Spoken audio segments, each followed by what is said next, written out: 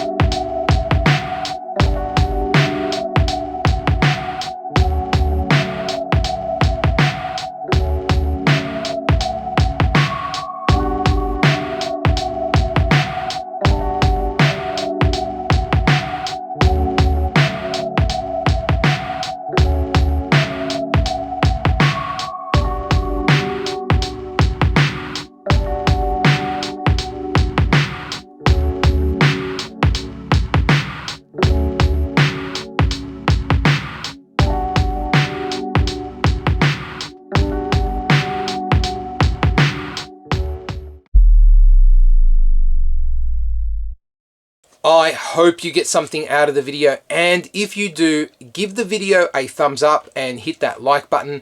While you're down there, subscribe if you're not subscribed already, and you might as well hit the bell button too. That will give you a notification to let you know that I've uploaded a new video and there's something waiting to be watched.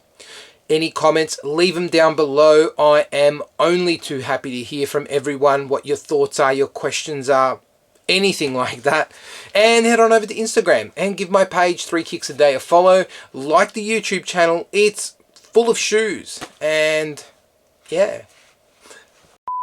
If you watched my initial review video on the Mach 4, you will remember that I had run in the Mach 2 before the Mach 4 and not in the Mach 3.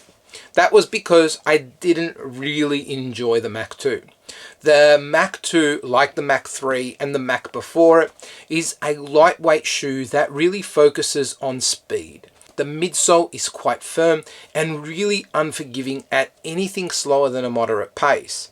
The upper was nice, breathable, really lightweight, and the fit was great, but it was not a versatile shoe at all. If I was not running fast, it was not an enjoyable shoe to run in. It's not necessarily Hoka's fault either. The Mach shoe was built for speed, and so if I wasn't using it for speed, I couldn't really complain about it not being a good shoe. The Mach 4 had a lot of buzz being generated about it, not just in its ability to do well at faster paces, but in its ability to pretty much do well across a pretty wide set of running activities. And I love a versatile running shoe. The good thing about this guy though is that it retains some of that Mach DNA, which was to be lightweight.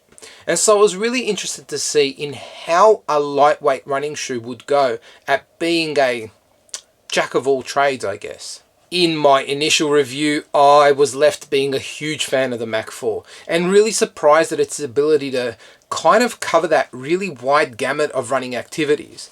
Now that I've got 50 Ks in it, I have evolved those thoughts, and we're going to get to those in a second. But before we do, let's revisit the specs of the Mach 4.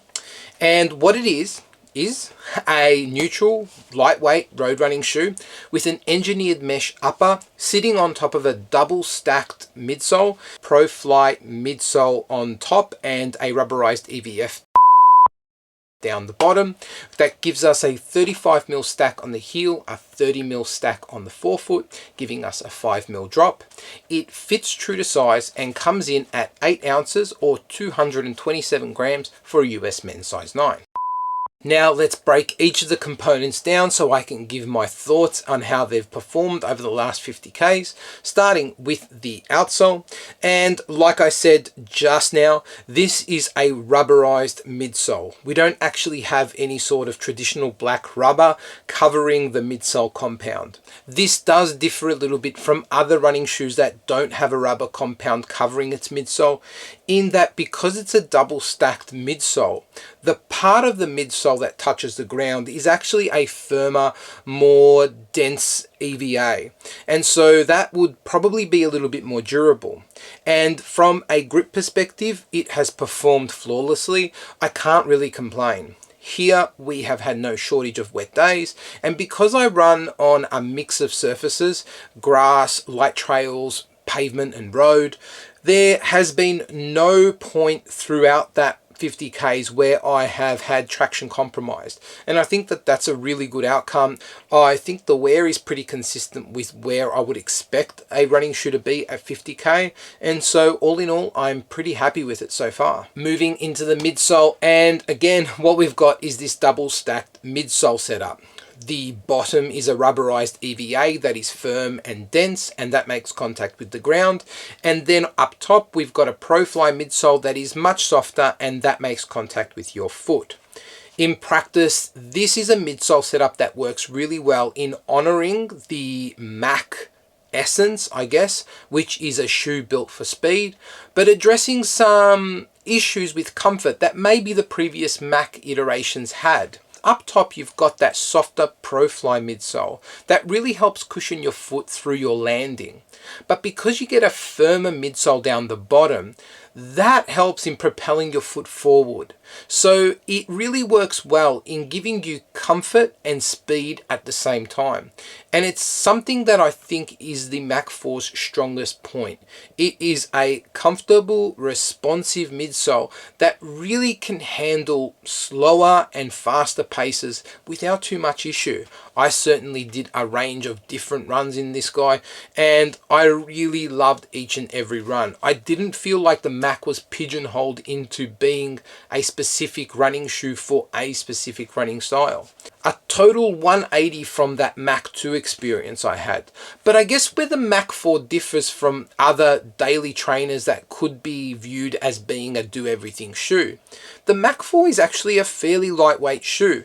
As I said through the specs, it comes in at 227 grams for a US men's size 9, or 8 ounces if you use that scale. And I think it's incredible that they've actually managed to get this midsole that kind of acts like I need to do a bit of everything into something so light. Moving into the upper, and this is another departure from the previous iterations of the Mach series. I remember pretty vividly with the Mach 2, the upper basically collapsed right into the midsole. It was an engineered mesh that was breathable and comfortable enough, but there was next to no structure in there. And while it was comfortable on foot, I don't think I could really run in it for long periods of time. The Mach 4, on the other hand, retains a lot of that DNA, which is a light, no-nonsense upper that is built for speed, but adds some overlays in the right places and more padding and reinforcements around the heel area. The result is an upper that is comfortable, breathable, and can really stay on your foot for long periods of time. What Hoka have done with the midsole has really translated into the upper, and trying to create a lightweight upper that can really be a jack of all trades, not necessarily sacrificing comfort for being lightweight. As far as reinforcements go, we've basically got these strips that start at the midfoot on the lateral and medial sides of the shoe and then wrap around the heel. In practice, it works really good, and as you can see, there really isn't a whole lot of flex in the heel. We get this flared heel counter, I guess, that's been really popular in running shoes over the last year or so, and the heel collar itself is just really well padded and gives a lot of stepping comfort. The tongue itself is lightly padded. It's not oversized as well, so it doesn't run all the way up your foot. Never had an issue with that slipping. And laces, there's heaps of that, and it works really well in giving you a good lockdown. There really isn't much more you could ask for from an upper that is meant to be paired to a lightweight running shoe. The Hoka Mach 4 is definitely staying in my rotation, and one that stays pretty high up there as part of the shoes that I would come back to. I just really enjoy versatile running shoes, and I like to be able to feel like I can go at whatever pace I want to go depending on how I feel in the day. The difference with the Mach 4 to other shoes that might fit that criteria is the fact that it is a lightweight running shoe and has retained some of that DNA through its design and feel. I'm interested in your thoughts as well. How are you guys finding the Mach 4? Are you enjoying it? Is it something that has surprised you or let you down? Let me know in the comments below. But until the next video, laters.